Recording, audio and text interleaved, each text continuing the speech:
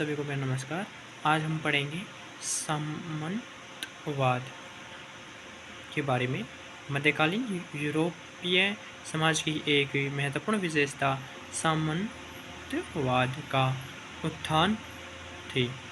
सामंतवाद शब्द का प्रयोग राजनीतिक, सामाजिक तथा आर्थिक संगठन के लिए किया जाता है। मध्यकाल में यूरोप के लोगों का मुख्य व्यवसाय कृषि करना था। अब सामंतवाद के उदय के हम कुछ आपको कारण बताते हैं। यूरोप में सामंतवाद के उदय में राजनीतिक, सामाजिक तथा आर्थिक कारणों ने महत्वपूर्ण भूमिका निभाई थी।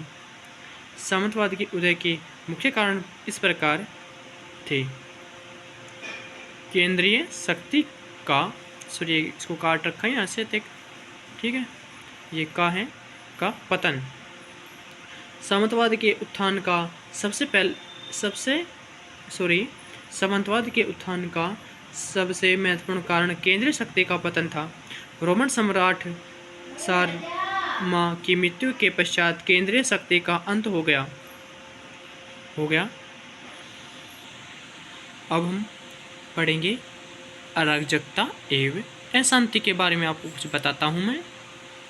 मध्यकालीन यूरोप में रोमन साम्राज्य आंतरिक अशांति तथा विदेशी आक्रमणों के परिणामस्वरूप छोटे छोटे स्वतंत्र राज्यों में विभाजित हो गया। वे स्वतंत्र राज्य आपसी संघर्षों में उलझे रहते थे, जिससे यूरोप में अशांति तथा अराजकता का वातावरण उत्पन्न हो गया। अब हम पढ़ते हैं न्याय प्रबंध। सारमा की मृत्यु के पश्चात क्षेत्रीय शासकों तथा जमींदारों ने अपनी अपनी स्वतंत्र सत्ता स्थापित कर ली थी।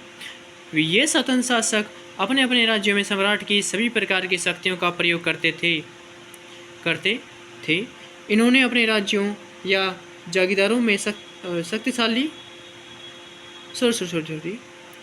ये स्वतंत्र शासक अपने अपने राज्यों में सम्राट की सभी शक्ति का प्रयोग करते थे।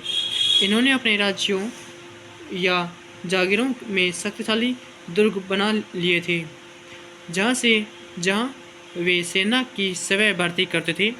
वहीं पर वे अपने से छोटे शासकों तथा जमींदारों से सैनिक सहायता प्राप्त करते थे। ये चैप्टर हमारा होता है कंप्लीट। तो like and comment. Okay, bye.